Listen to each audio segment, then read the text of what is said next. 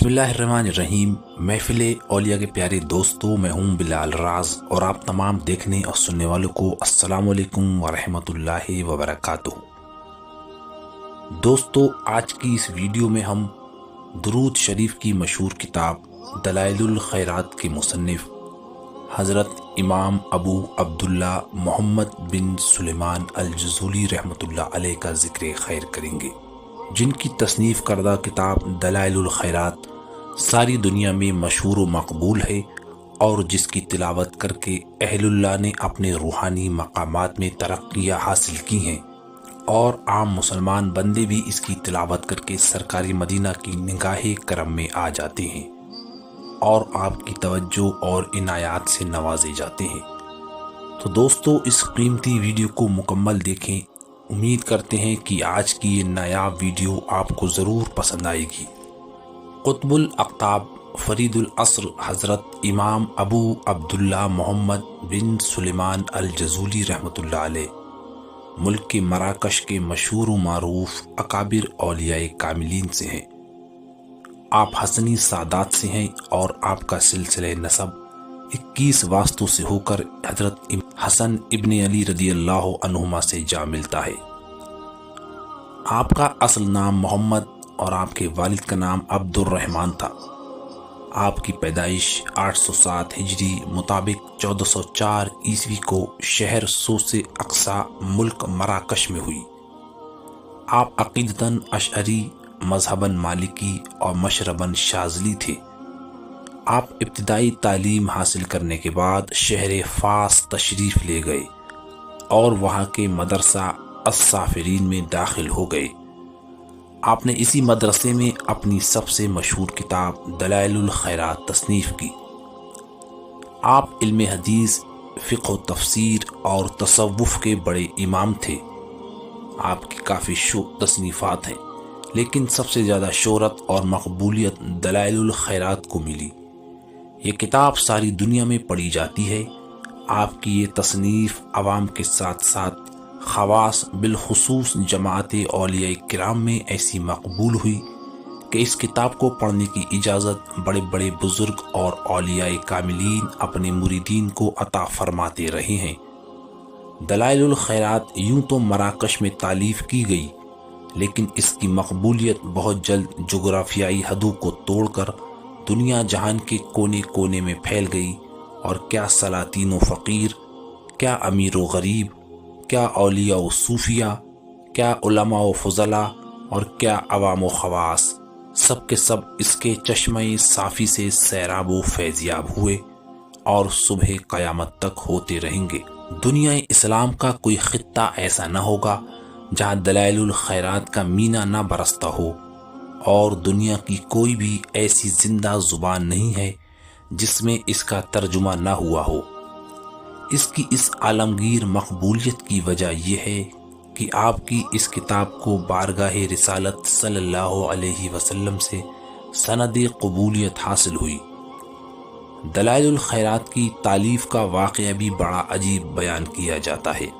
ایک مرتبہ آپ سفر میں تھے، ظہر کی نماز کا وقت ختم ہو رہا تھا اور کہیں پانی نہیں مل رہا تھا۔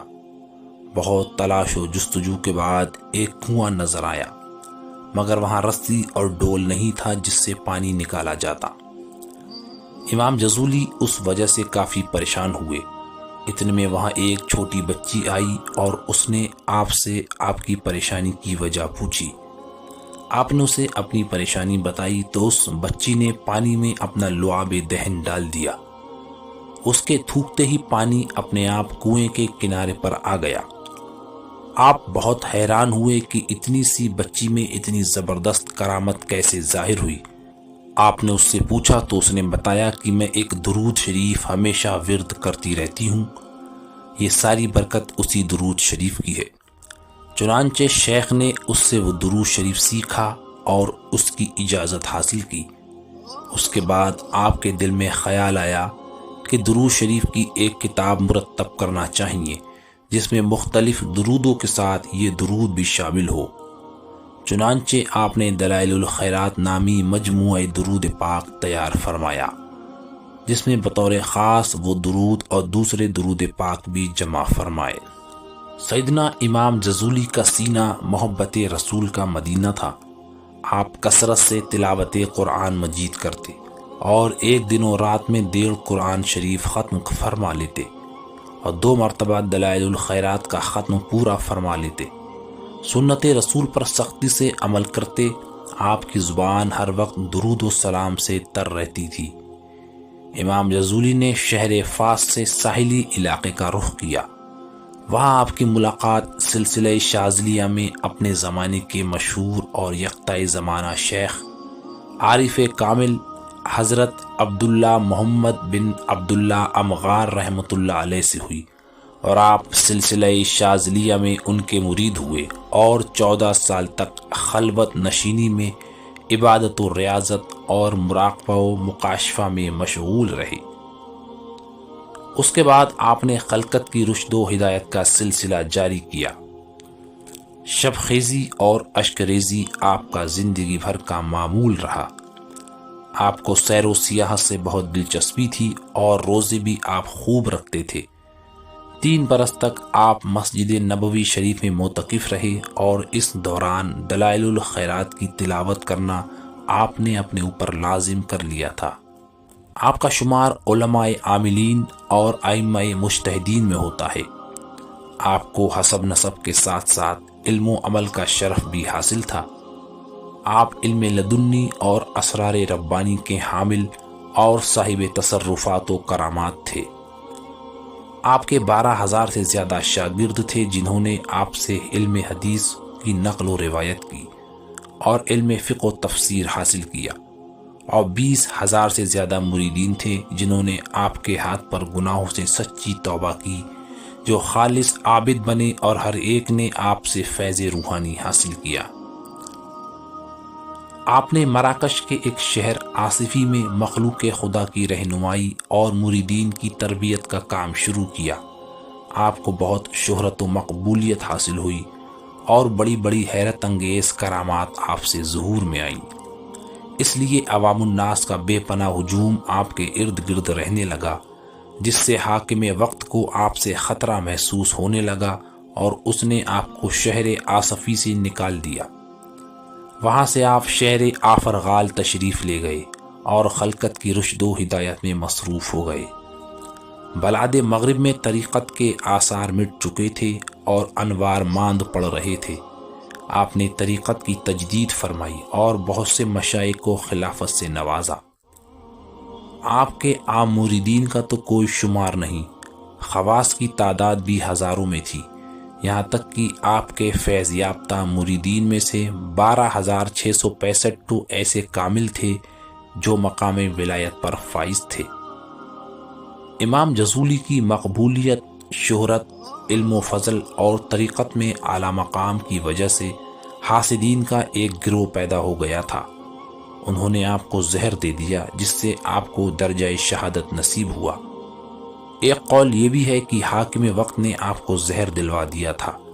اسی زہر کی وجہ سے شہر آفرغال میں آپ کا انتقال 16 ربیع الاول 870 ہجری مطابق 1465 عیسوی کو فجر کی پہلی رکعت کے دوسرے سجدے میں ہوا۔